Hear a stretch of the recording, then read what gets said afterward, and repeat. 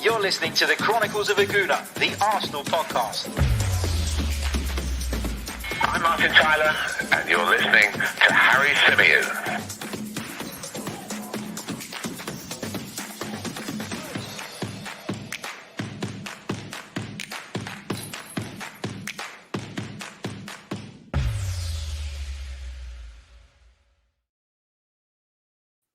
Hello and welcome back to the Chronicles of a Gooner, the Arsenal podcast, brought to you by 90 Min as ever.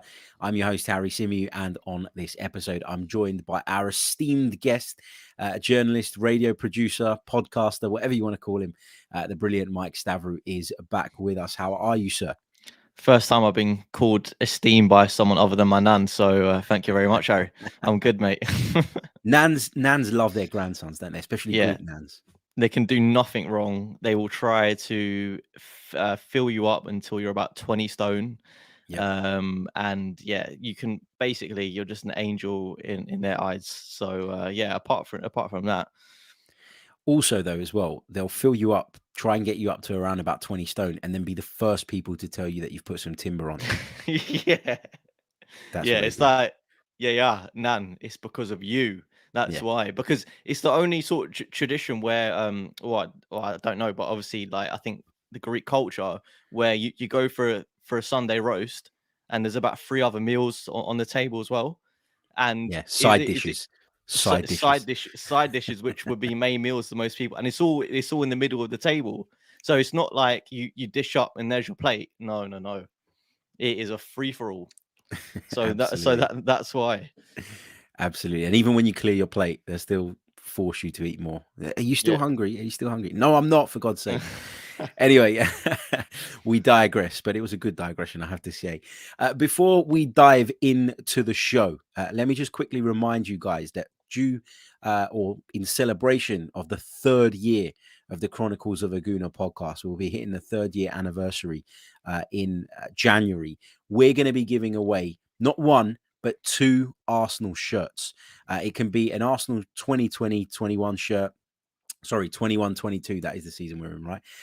So the current season shirt, we'll be giving away 2 of those to 2 of our lucky listeners. Now, to enter the competition, you either need to go over to Twitter, check us out at Chronicles_AFC, check out our pinned tweet, retweet it, subscribe to this YouTube channel if you haven't done so already, and then comment underneath saying done. That will put you into the draw. If you don't have Twitter, because I know there's a few of you that don't, and a lot of you have been contacting me about how else you can enter, then you can email us at chroniclesafc@gmail.com. Send us an email saying I'd like to enter the competition. Make sure you're subscribed to the YouTube channel, and you too will go into the draw. We'll be making the draw on the 3rd of December. So there's plenty of time for you to enter. And as I say, we'll be giving away 2 free Arsenal shirts. We'll be reaching out to the winners, getting your details, getting your choice, getting your size, and we'll be sending those out to you. Big hello to everybody joining us in the live chat. Big hello to Steve, to Dave, to Syed, to Simpy, to Mint, to Matt, to Graham, to Lewis, to Nathan, and everybody else joining us at the moment. Hope you're all doing well. Thank you for being with us as always. Mike, I want to begin today by talking about Alexandre Lacazette, because this has been a really weird story over the last sort of 24 hours. Now, yesterday, I read reports from some Spanish outlets saying that Arsenal had decided against offering Alexandre Lacazette a new deal, that the decision had been made, that the club felt that it was time to move on from Alexandre Lacazette, and he had been informed of this decision. And Atletico Madrid, a club that he's been linked with on numerous occasions, actually, throughout his career, prior to joining Arsenal, he was heavily linked with a move to Atletico as well. The report said that Atletico Madrid were at the front of the queue waiting to pick up Alexandre Lacazette in the summer, and that a deal could be agreed as early as January, because of course Alexandre Lacazette would be free to speak to European clubs. Now, I thought that was the situation. I thought that was the way it was going to go, only to read another report very shortly after from a UK outlet suggesting that actually, although it's expected Alexandre Lacazette will probably prefer to leave, Arsenal are preparing a pretty substantial offer for the Frenchman. First of all, what do you make of this? And what would you do with a, I'm not going to say a problem like Alexandre Lacazette, but a situation like Lacazette's? Yeah, so it's a strange one, isn't it? Because we're hearing the different reports, all manner of things that could be going on behind the scenes. We don't know. The only thing we do know is what Mikel Arteta has said most recently, which I think it was a couple of weeks ago. He said that no discussions will be taking place, or this is what I read from it anyway. But I think he basically said the discussions won't be taking place until the end of the season, which obviously leaves us in a precarious position, because obviously with Lacazette's contract expiring in next summer, he'll be able to negotiate with foreign clubs from January. So that means that we will be hearing a lot more, I think, about any foreign interest in Lacazette, like Atletico Madrid, who have been linked to him, a few other clubs as well I've seen. That sort of speculation will be ramping up, I think, as we near towards January. What is really true, I think it's impossible to say unless there's some movement, unless an agent speaks out, unless Lacazette speaks out. But I don't think we'll be receiving much sort of concrete stuff, maybe nearer till January, where he might either agree to sort of leave in the summer, or they might be closer to some sort of new deal. We might hear about that. So for the moment, I think it's very up in the air. In terms of what I think should happen, in a perfect world, I think a 1 year extension would be good for us. Probably wouldn't be good for him. He obviously wants to secure his future in the long term. But I'm thinking, if we're looking at a sort of new striker next summer, or we're looking for his sort of replacement, as it were, it gives us time for that new signing, if we make it, to settle in, to sort of make his mark, and then we'll still have Lacazette as a backup option. And we've seen the sort of value of him this season as a backup option, and he played so well that he in fact forced himself into the team. I think my sort of quandary with it is, do we want to be handing, if he doesn't agree to this 1 year extension or 2 year? 1 year is probably better. If he wants a longer contract, do we give in? I'm not sure, because do we go down the same route that we've been through before, giving players that are sort of senior big contracts, when in fact you could pave the way for new signing, new blood, younger player to fill it? So I think ideal world for me, 1 year will be good for us. Yeah, I think I agree with that. I think what we've seen from Arsenal over the course of the last few months is a very clear strategy. We can criticize them and we can slag them off, and we can say maybe come the end of the season that it wasn't enough and it wasn't the right approach. But at this moment in time, we still have to give them the opportunity to make this, approach work, to make it work for us. And what we've seen so far is a reluctance to kind of invest big in players that are essentially entering the twilight of their careers. And I'm not saying that Alexandre Lacazette is finished. I still think he's got a lot to offer. I think he's got a lot to offer, not just on the pitch, but behind the scenes as well, because he's clearly a very popular character, clearly has a great influence over some of the young players. I think the one thing you can never question Alexandre Lacazette is his attitude. I think his attitude has been spot on, even when he's not been in the starting lineup. He's never looked disinterested. He's never shown any signs of kind of, wanting away. He's always been very, very committed to the cause. And for that, he deserves immense credit. So I think part of the reason Arsenal would, or if they were making a list of the pros and cons, one of the pros would certainly be his influence off the field, aside from what he does when he's actually in the team. I think I agree with you. I think a 1 year deal would be ideal, because what that does is it protects us against over investing in him, but it also gives us a little bit more time to kind of blood through some of the younger forwards at the club. I know that there's big hopes for Balogun. I don't think he's there yet. And I still think he's probably going to need longer than just this season. He's not even getting games in the first team, so you can't say he's definitely ready now. So I think it kind of kicks the can down the road a little bit. But I'm only okay with that, Mike, if Arsenal do go out and go big on a striker this summer. I don't expect it to happen in January, but in the summer, I think we'll reach a point where we have to look beyond Lacazette and Aubameyang. I think they're both good forwards, have been good forwards throughout their careers, but are probably not quite suited to the system and suited to this project. I think there's an important point that maybe we as fans miss, and that's that you do need some seniority in and around the group. You cannot rely on essentially kids to win you things. I think that's been proven time and time again, that inexperience and all of that jazz does often lead to, you missing out or falling short. So I think we need that balance between seniority and the vibrant youth and the future. I think Lacazette is a good person to have around because he seems to embody what a senior player should be in terms of the way he carries himself, the way he, works with other people. But also, it's that thing, isn't it? It's balancing your needs with your finances. And giving him a big contract would handicap us surely in the transfer market when it comes to bringing in another striker. So I guess the big thing here is weighing it all up. I don't think you can keep Aubameyang and Lacazette and bring in another big striker. I wonder if that's too much. What do you think? Well, yeah, because if we look at the current situation right now, we've got Aubameyang, Lacazette, and Balogun, and Nketiah. And for me, if I was making the decisions, I'm clearly not. Probably shouldn't be, because we're just fans. Your gran would say you should, though. My gran thinks I should be the technical director. She thinks Edu is clueless and should go. We were having a chat about it the other day. No, but over 10 meals. Yeah. While I was stuffed, I was absolutely stuffed. No, so we've always got them 4 strikers. For me, Eddie is probably going to go. It hasn't really worked out for him. Needs to move on to develop his own career.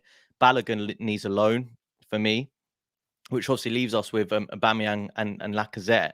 But I think that if Balogun may stay, and he might be the sort of player that we use if we get back into Europa League as like the rotational player. So it's good to have that sort of guy there. I think between Balogun and Nketiah, one of them will stay. I'm hoping anyway to sort of develop them. But I just want to take us back a little bit, because in the summer, I think I was of the mindset that one of Aubameyang or Lacazette was going to go and we're going to bring someone in. That didn't quite happen, but I'm still, just because we've had a good run doesn't mean my mind has changed on that. And let's be frank, I think after the first 3 games of the season, when we were down in bottom, I think a lot of people would have said as well, why didn't we bring in a striker?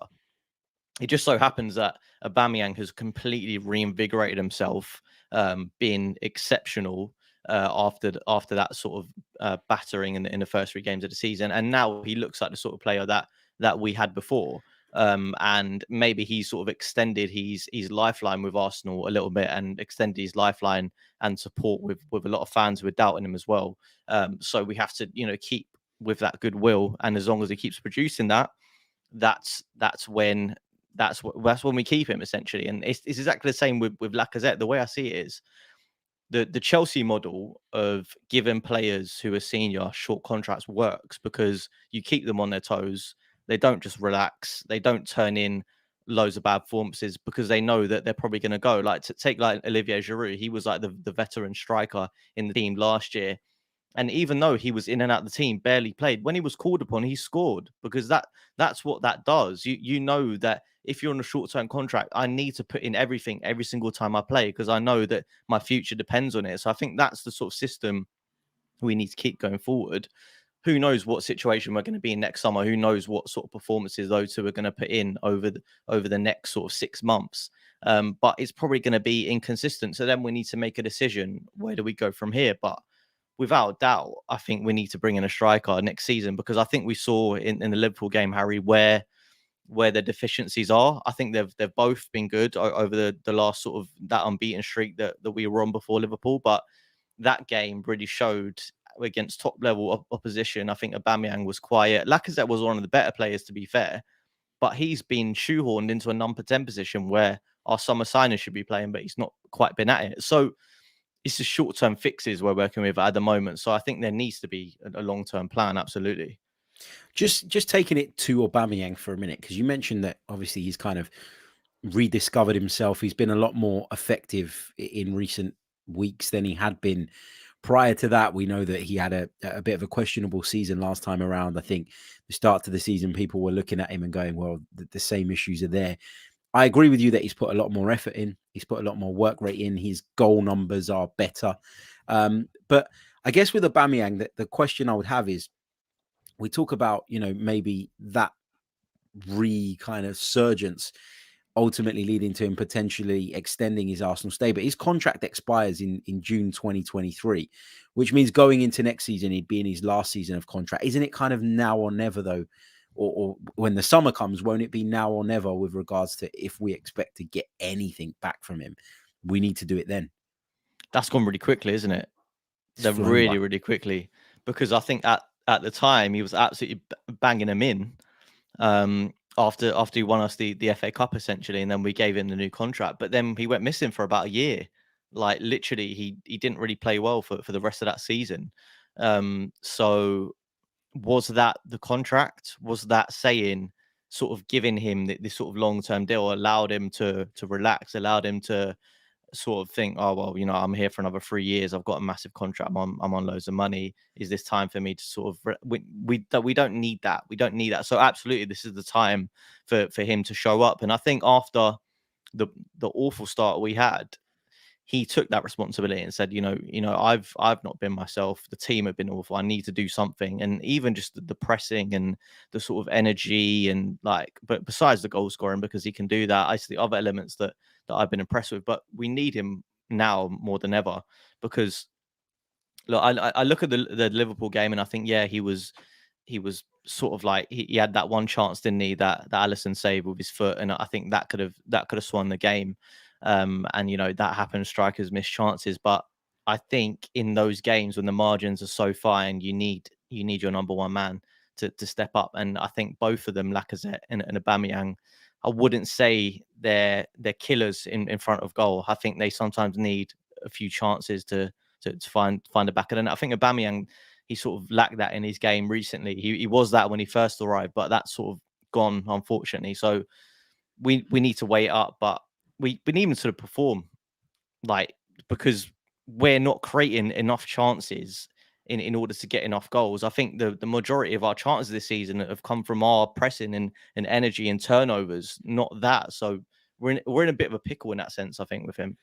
Yeah, I think the creativity thing is a big issue, and I agree with you with Aubameyang that lethal kind of streak or whatever you want to call it was there previously and maybe not so much now. But equally, we have to consider that we're not making anywhere near as many chances.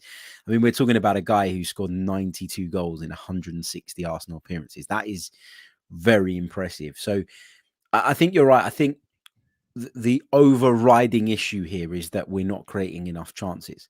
And those strikers are having to be so ruthless in terms of their conversion rate that we're almost expecting too much from them.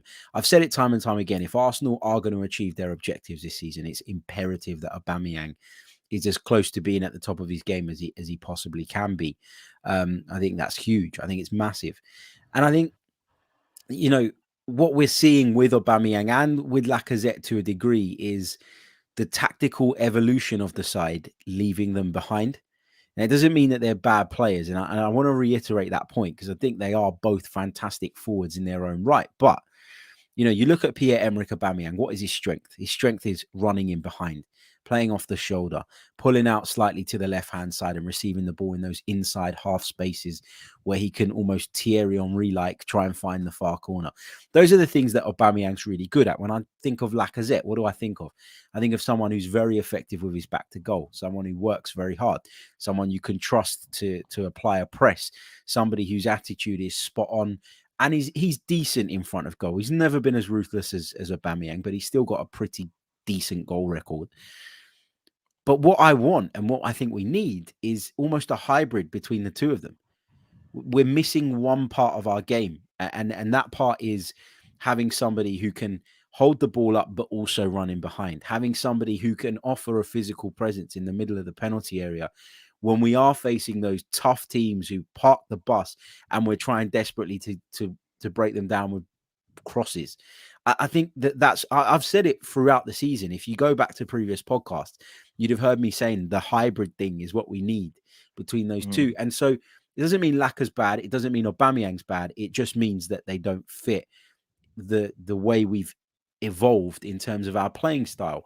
Now, why? What does that mean? What's the solution? How do you get around it? I think in Mikel Arteta's eyes, the solution is, or has been, sacrifice a midfielder, sacrifice Martin Odegaard, and put Laka and Oba in the team, because the combination of the two gives you closer to what he needs than having one or the other.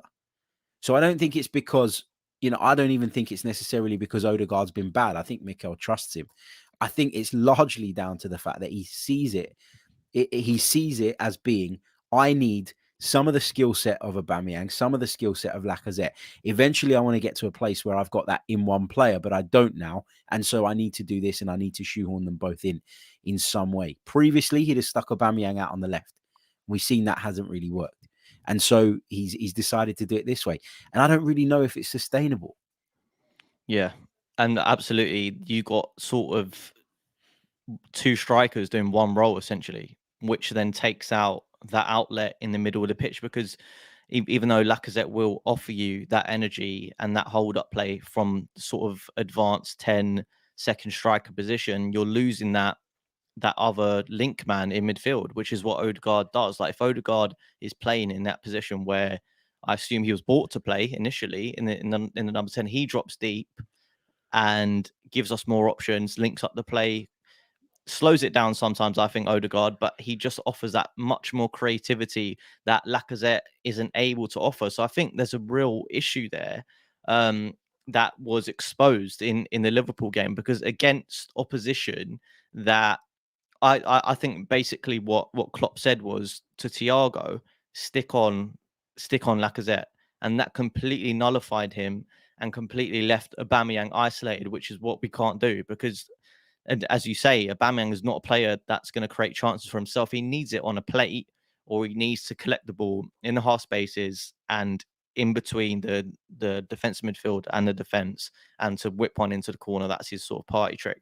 So I don't know what Arteta does now this season moving forward, because I still think against lesser opposition we can get away with it. Like against Newcastle, I'm sure playing Lacazette at the 10 will be fine, because he's got the sort of right combative nature to do it. I don't think tactically Eddie Howe's going to have a plan like Klopp had for us. And they're not going to have Fabinho, and they're not going to have Thiago. So I think we'll be okay. But what we need to do to sort of get up to the top 4, and the sort of top 6, which is what we're aiming for this season, I think we need to be able to get points in those games against, and we need to prove our mettle against the likes of City, Chelsea, and Liverpool. I'm not saying we're going to beat them; they're miles ahead of us, but we need to be more competitive, because that game, even though we're competitive for 45 minutes, we were not competitive in the second half. As soon as there was a bit of resistance, as soon as Liverpool stepped up the press, they killed us. So I don't know. I really don't know what the solution is moving forward for Arteta in those games. So are we maybe, is that, saying what you've just said, and I think you make a lot of sense. Are we now saying that, or suggesting that maybe as a fan base we're jumping the gun a little bit? Maybe we're saying that the solutions we have currently will, as you say, hopefully be enough against the likes of Newcastle United. And I guess everybody in the Premier League outside of that elite 3, who I think are just, I've said it time and time again, I think are on a different planet to everybody else. Do you think that we need to, I mean, people have called the Liverpool result a reality check.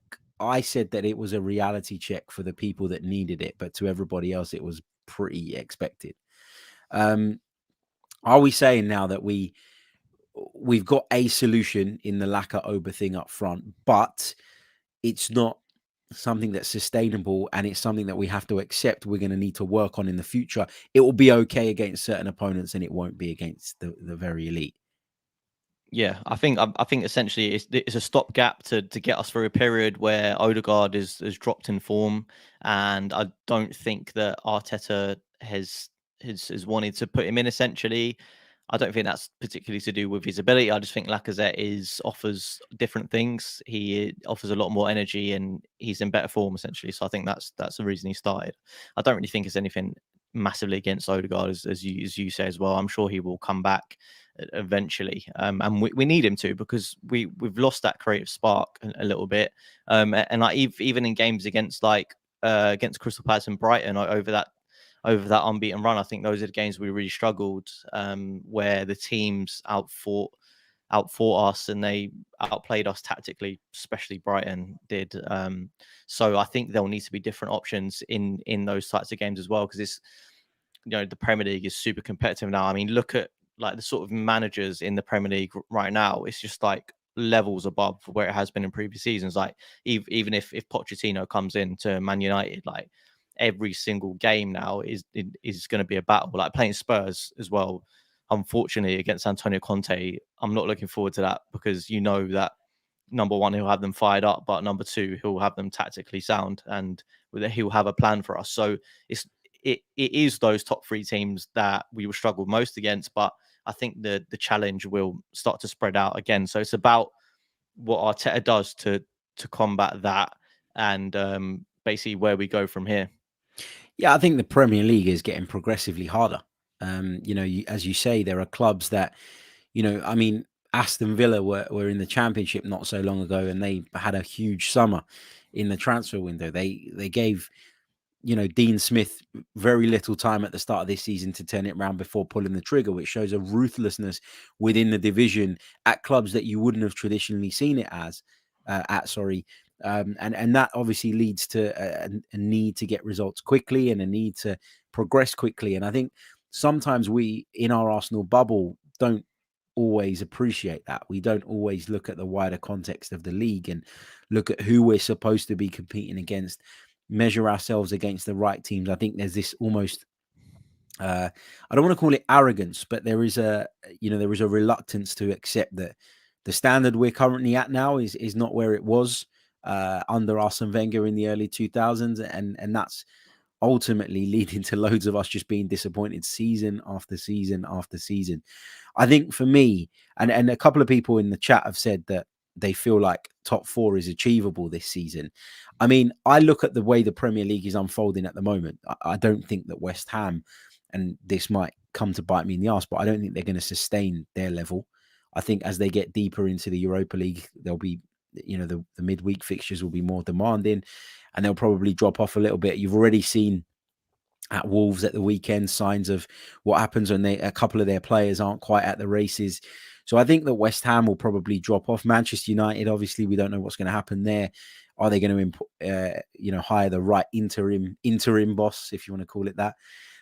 So I think the door is open for that fourth place. But equally, I would just urge Arsenal fans, and I don't know if you agree with this, Mike, to, while we can look at the top four and say, yeah, there's a slight opening there, and if we can get there first, we can slip in and get ourselves back in the Champions League. Ultimately, the goal from the start of the season, which I believe should have been to finish in the top, let me rephrase that. I think the goal should have always been to challenge for the top four.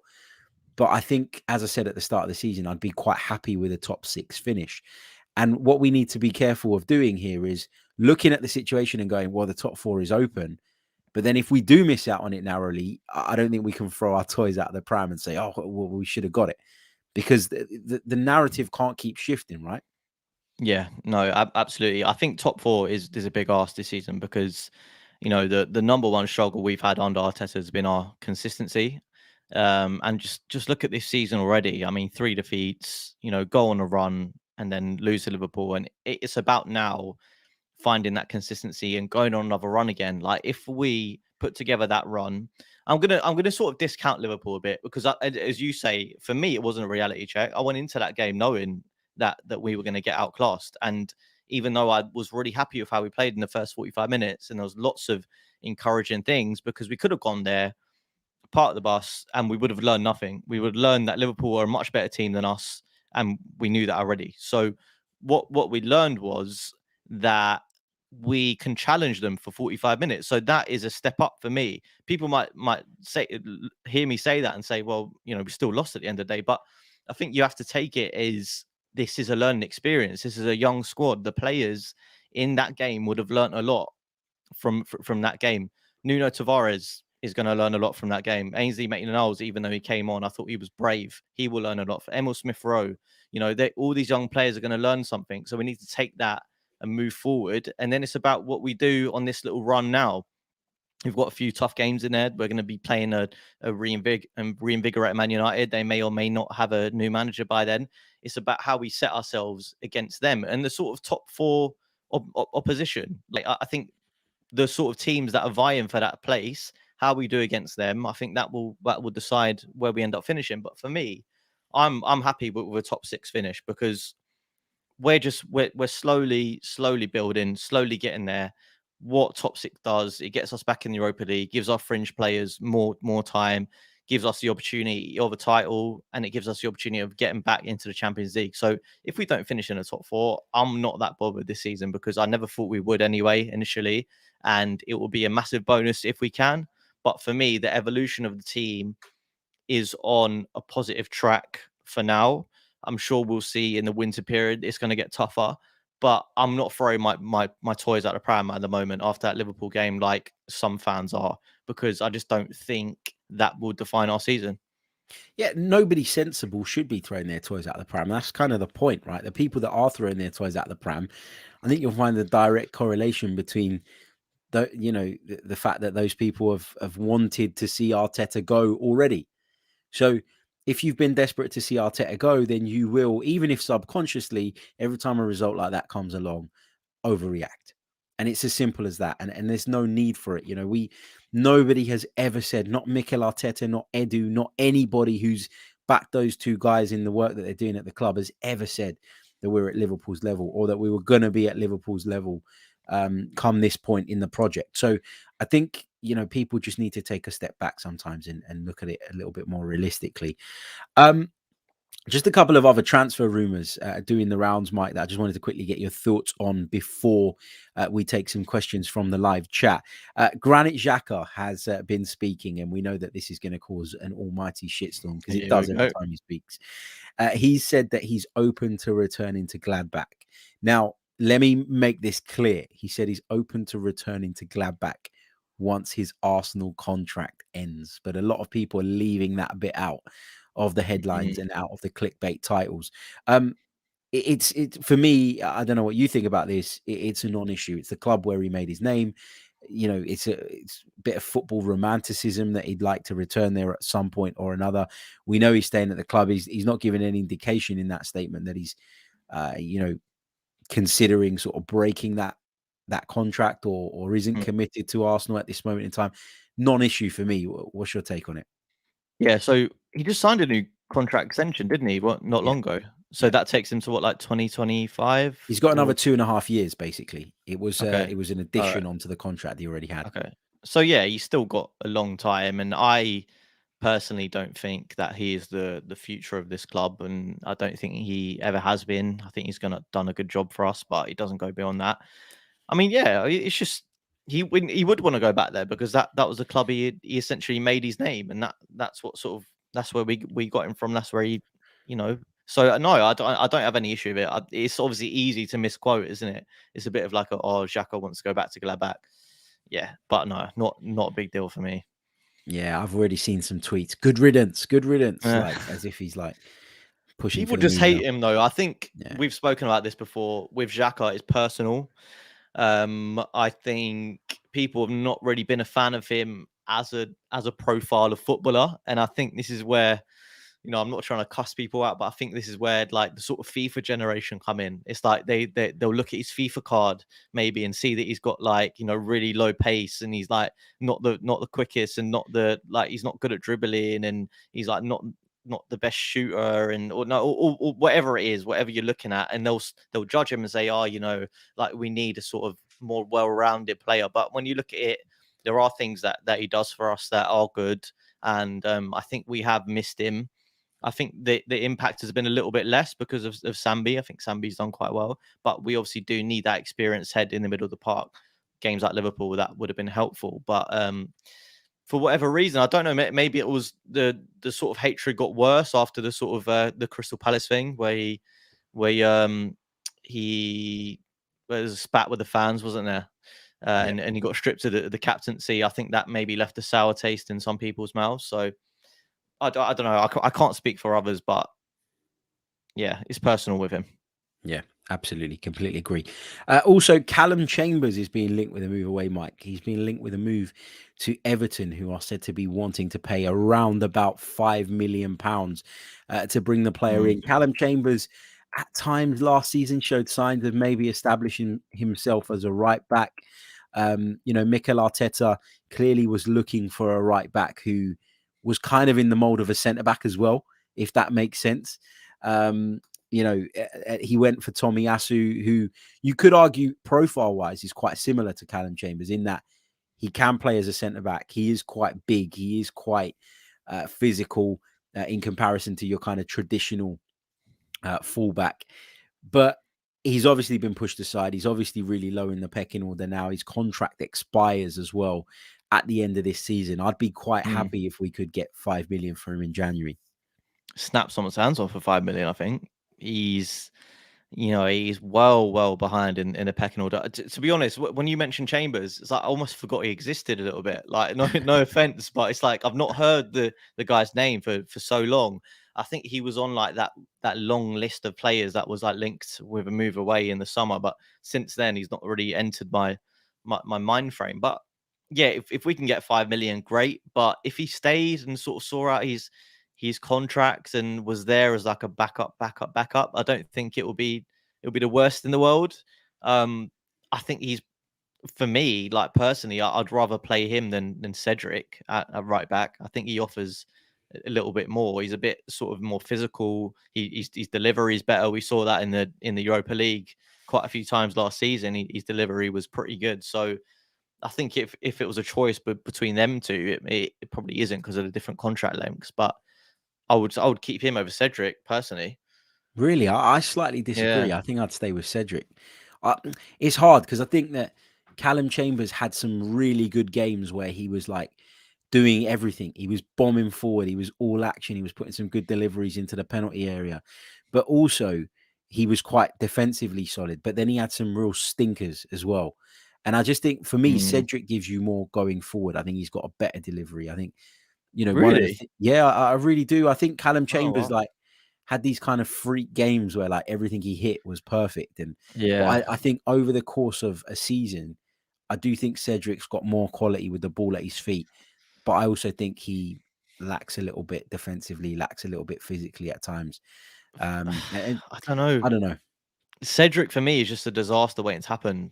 I think he's got that mistake in him, almost like in the little bit in a mold of Bellerin, where it's like he can get caught out, and it's just like it's a tactical thing for me. Like sometimes it's just like he doesn't really fit in, probably because he's not playing so much, and then he's thrown in, but he just looks like a fish out of water. I think my thing is, if we're looking at a sort of backup like for Tomiyasu, I think Chambers is probably more well suited to the role that Tomiyasu does. So if we're looking for someone to come straight in, Chambers obviously played centre back before, so he could slot into that hybrid role that Tomiyasu does. I'm not saying he's going to be great at it, but we're talking about a backup. Like he's probably not going to play, but because we're playing so few competitions this season. But yeah, I don't know. Cedric, I guess the only other argument you can make is that he filled in decently at left back. Well, I say decently. He had a few good games, didn't he? Then he had a few rubbish games when Tierney was injured. So maybe, but we've got Tavares now, so I guess that doesn't really come into it. Yeah, I agree with you about Chambers profile-wise fitting into covering Tomiyasu more. Because as I said, when I was talking about him, I said, I think that it physically and all of that, he's more similar to Tomiyasu. But I just, it's the point you made earlier is key. The contract lengths. You're looking at Cedric. He was signed up on a 4-year deal. Calum Chambers, as we said, his deal expires at the end of this season, and that makes it quite easy to move him on, doesn't it? But yeah. Let's take some questions then from the live chat box. Get them in. Put a Q at the start of them so that I can pick them out a little bit easier from the chat. I can see who is it? Tabrez is upset about the FIFA cards comment, Mike. Well, Mike wasn't saying that you look at FIFA cards specifically, Tabrez, but there are a generation of fans now who that's how they consume football. That's how they look at football. I was just making a light-hearted comment, mate. I didn't say that you play FIFA and make up your mind on that. But if you do, that's okay as well. Yeah, absolutely. If you want to do that. Exactly. Listen, Absolutely. it happens. It happens. You know, people, and when I say it happens, I mean people do that. Right? I've got younger relatives who, when I talk about football with them, they'll say to me, "Oh, I really like this player because he's great on FIFA. He's really fast on FIFA, or he's really skillful on FIFA." That it is a thing, whether people want to admit it or not. Is a huge thing. Right, let's take some questions from the chat. Just before we do that, though, quick reminder, if you haven't done so already, please do hit the like button. I can see we've only got 40 likes on the board. Let's get that up to 75 at least. It should be light work with the amount of people watching at the moment. Also, details of how you can enter our competition where you can win one of 2 free Arsenal shirts to celebrate the Chronicles of a Gooner's birthday. Please check the details out across the bottom of the screen. Head over to Twitter, do what you got to do. Alternatively, if you don't have Twitter, which I know some of you have said you don't, then please email me. chroniclesafc@gmail.com is the email address, and we'll enter you into the competition that way. Let's take this one from John Daly. January is going to be massive. Players like Lacazette could be used as make weights for someone better. Could we use Eddie to West Ham, for example? Do you think we'll start playing hardball in the window? I think we will. Are we at the phase now, Mike, where we can play hardball in the window, or are we still at the point where we just need to get these players out, and if we don't make anything for them, then that's it? Yeah, I think we've reached a stage where some of these players, especially the more senior ones that aren't particularly in the team or aren't performing, you just have to cut your losses. Like someone like Mohamed El Neni, he's not going to fetch us much. So I think if it comes to a situation where you either let him go for like a minimal fee, or potentially have to give him a new contract just to have numbers, I think definitely in that situation you have to get rid. It's quite an interesting comment John makes, because Eddie to someone like West Ham, I saw Kevin Campbell, the legend, Chronicles alumni, Kevin Campbell said that we should go out and get Mikel Antonio. Bit of a wild shout maybe, but it sort of makes sense if you're saying use someone as a make weight. Would you? Let me throw this to you, Harry. Would you swap or use Nketiah in a deal to get Antonio? Oh, It's a tough I one. like Mikel Antonio. I think he's, like many players, though, has a massive issue with injuries, and I'd be worried about that. Also, I don't want this to come across as I don't know how to put this. How do I say this without pissing people off? I don't think that Mikel Antonio is a sophisticated enough forward to play the way that we want. I think he is a battering ram. He is physically immense. The guy's got thighs like I don't even know what. Like they're incredible. He's got so much going for him, but I just think he is a David Moyes player, and you're seeing him really benefit from the way that West Ham are asked and set out to play under David Moyes. I'm not sure that gets translated as easily as maybe some people would think at another club.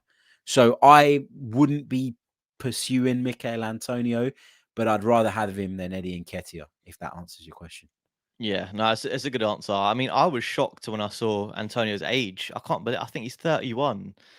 I was like, what? Like, how? Because he's spent like so much of his career in the lower leagues, and then when he was at West Ham, he was playing right back to start with, and like he's just such a right now he's obviously having a purple patch, and he at the beginning of the season looks incredible. But I just think he's a good player, and he's a good Premier League striker, but he's, as Harry says, he's perfect for West Ham. He is the guy you want if you're a counter-attacking team, because he'll chase every single ball. He'll hold it up. You can't barge him off. He's a good finisher as well. So, but for us, nah, I think for me personally, I'd pass. Not sure about his film-related goal celebrations as well. That would also That be a one black mark against him. I wasn't a fan. Let's take this one from Master Yoda, who says, unrelated, but if Vieira would make the switch right now, would you take him over Arteta? Mike, I'll throw that at you.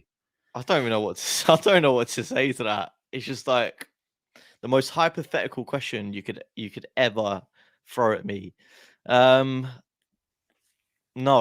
I think no is the answer.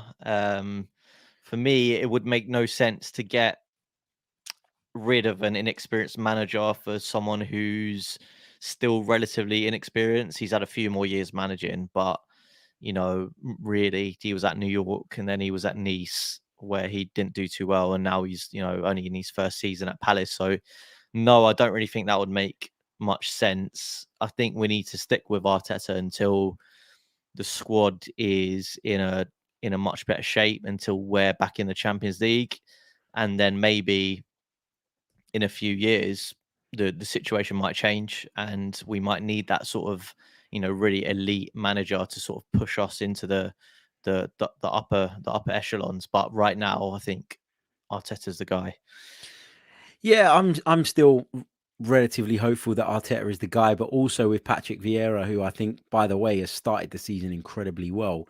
I still think I had major question marks over Vieira as a manager prior to him joining Crystal Palace. And although he's done really, really well up to now, we're only 12 games into the season. It's not a big enough sample size for me to say that he is an upgrade on Mikel Arteta. So I'm not saying he won't be in the future. And listen, I love Patrick Vieira. I hope he goes on to great things, but I haven't seen enough yet to say that I would definitely drop of a hat swap the two around. Let's take this one from Sam. Why do you think Balogun hasn't kicked on yet? Would you send him on loan in January? A few years ago, he was being compared with Greenwood, who is now miles ahead of him. This is interesting, Mike, isn't it? Because Arsenal went really big on trying to persuade him to sign a new deal. They managed to do it. And you thought at that point that Eddie Nketiah would be pushed to one side, given that his future is so uncertain at the club, and that backup striker role, beyond Aubameyang and Lacazette, would be given to Balogun, that he'd be in and around the first team squad. Yet every single week when I go onto social media or go online, I see him lining up for the under-23s, and I don't see him as part of the first team plans. And he's behind Nketiah in the pecking order, despite Nketiah seemingly making it clear that he's not intending to be here beyond the end of the season, while Balogun has committed his future. What's your take on this situation? Because it's a strange one.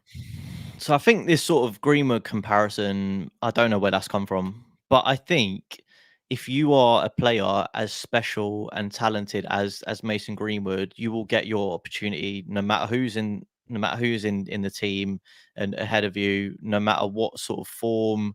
Like, if you're that special and the manager thinks you're that good, you'll get a go. And Greenwood just so happened to hit the ground running at a time when Man United needed someone like that.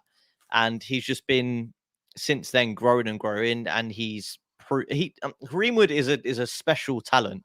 So I think to compare Balogun to him is hard, because Balogun has not had the opportunities, and he's impressed in sort of flashes in the Europa League last season, but you have to take into consideration the level of opposition. I think he was scoring against teams like Dundalk, so you have to weigh that up. And I think maybe he was a little bit hard done by at the beginning of this season, because we threw him in on for his first ever Premier League start was against Brentford, when the team weren't prepared because Aubameyang and Lacazette had got COVID, and it was like a last minute decision. I think there was even things saying like the game was like considering being cancelled or postponed, but they didn't want to do it because it was the first game of the season.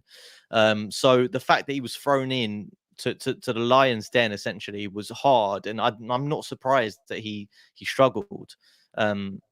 So I just think for him, he is really one of the guys that's not benefiting from, and really not benefiting from not having the Europa League, because I think he'd be playing and I think he'd be getting the opportunity to shine. But on the other hand, you could look at it and say, is there maybe something that he's not doing in training that is maybe saying to Arteta, I need to start this guy needs to play? Or is it just that Aubameyang and Lacazette are so sort of experienced that he can't get in ahead of him? I don't know. I would love to be on the training pitch and see what sort of stuff Balogun's doing, because for me, he has outgrown youth football now. Like, he has been there, completed it. He's scored God knows how many goals. He's absolutely boss at that level, and he needs first team football because he won't improve without it. So that's what I was saying. I think he needs a loan. But yeah, either way, it's a strange case, and it's frustrating because he's clearly talented. Yeah, I don't really have an issue with him being behind Oba, behind Laka. it's the Nketiah thing that really gets me, and it kind of sends, I think, the wrong message. You know, you worked so hard to get this player to sign up. Is it because Arsenal think that in the future he will surpass Eddie Nketiah? But right now, Eddie Nketiah is a better option, perhaps. But I just think Nketiah is not playing anyway.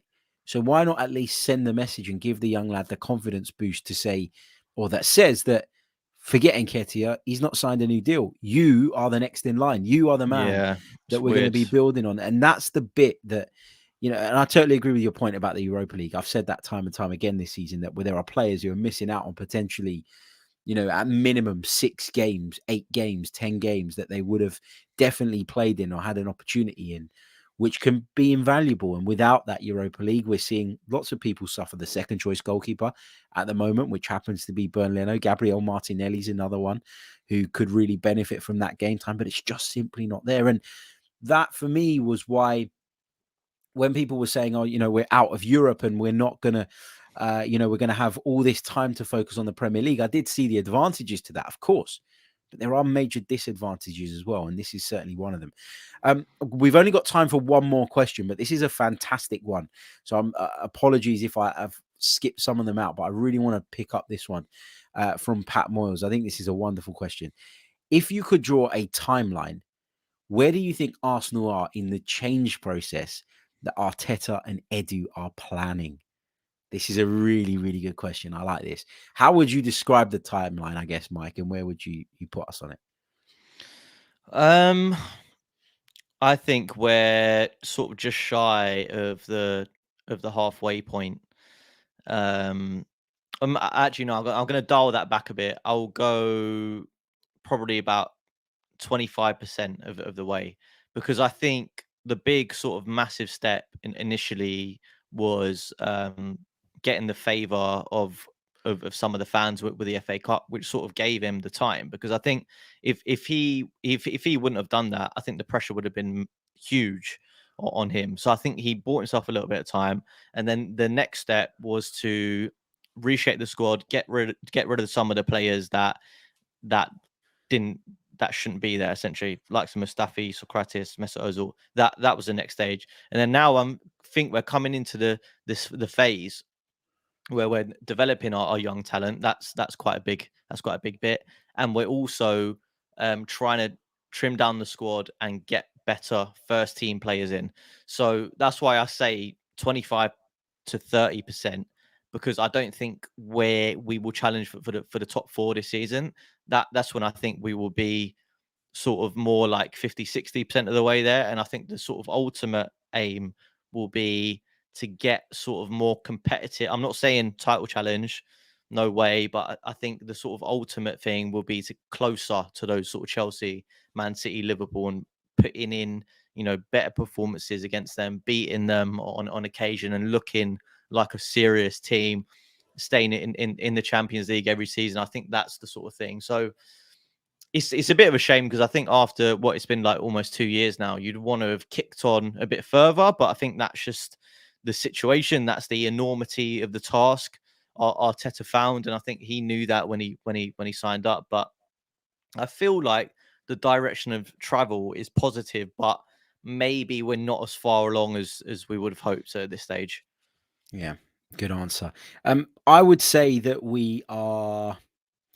So I've just quickly drawn a timeline on my little piece of paper in front of me, and I've got 5 steps in that timeline, and I think that we are 2 steps into it. So 2/5, is that how you would put it? I think we're 2/5 along the way. So about 40%. Yeah, I guess. I guess we're, you know. So this is how I've noted it down. So the first phase was get rid. That was get rid of the dead wood, get rid of all the mistakes that, or as many of the mistakes as you possibly could, that had been made in the years prior to Mikel Arteta's arrival. I think that was a phase that people thought could be done a lot quicker than it actually materialized, because of course we had issues with player contracts. We had to get these people out. We had to move them on. We had instances where we couldn't give them for free because people didn't want to take on their wages. So I think we've hit a couple of snags along the way, which has delayed this a little bit. I think that was one of the big snags. And that was the first phase for me, was getting rid. The second phase then was building. And I don't think we've actually seen Arsenal building until this summer.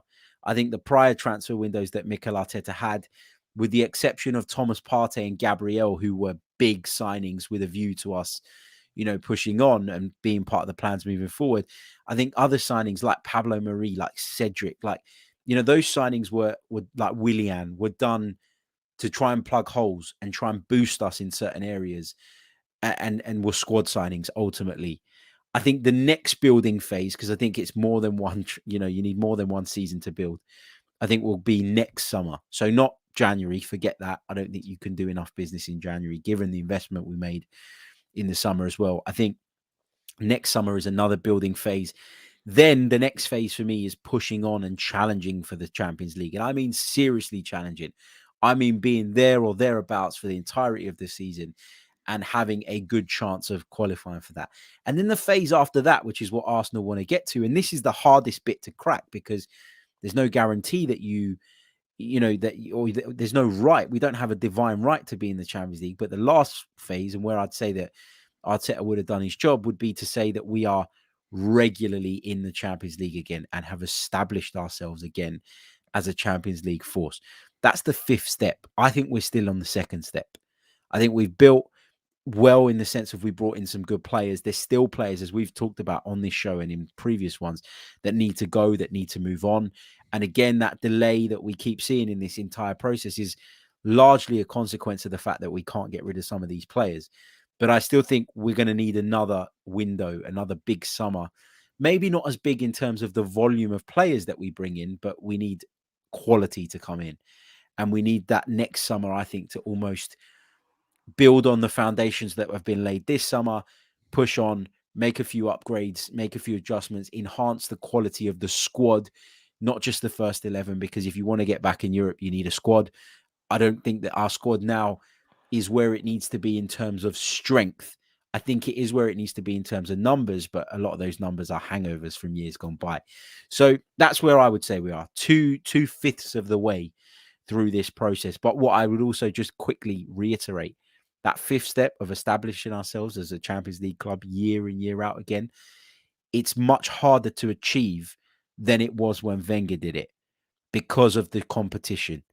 You're talking about Chelsea, Liverpool, Man City, Man United, Tottenham, Leicester, West Ham now are in the picture. All clubs who are vying for that spot. That's what their goal is. And it's gone from 4 teams wanting it to 7 teams, maybe even 8 teams in the years to come when Newcastle United start throwing their money about. So the fifth and final step that I would turn around and say, well, Arteta's done a fantastic job. It's a lot more difficult to reach than it would have been in years gone by. And I think that needs to be remembered and needs to be emphasized. So, that's where I am. I think we're going to leave it there. We've been going for the best part of an hour. Great question, that, Pat. Really enjoyed that. Top question, man. Yeah, really good.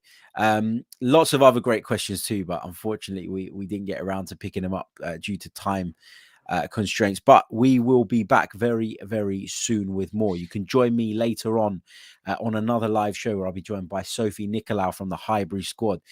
We had a few disagreements the other day, obviously in good spirits, but about what to take away from the Arsenal-Liverpool game. So we're going to have a good chat later on today. Looking forward to that. Make sure you check it out. Subscribe to the channel if you haven't done so already. Make sure you enter our competition to win one of 2 Arsenal shirts that we're giving away. Mike, how can people keep up to date with you, and how can they find you on social media, sir? Yeah, so at Mike_Stavrou on Twitter. If you want to give me a follow on that, it's probably the best place to keep up with all my latest work, podcasts, that sort of stuff.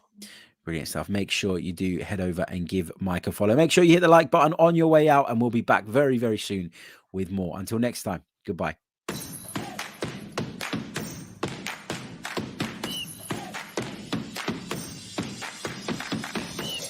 You're listening to the Chronicles of a Gooner, the Arsenal podcast.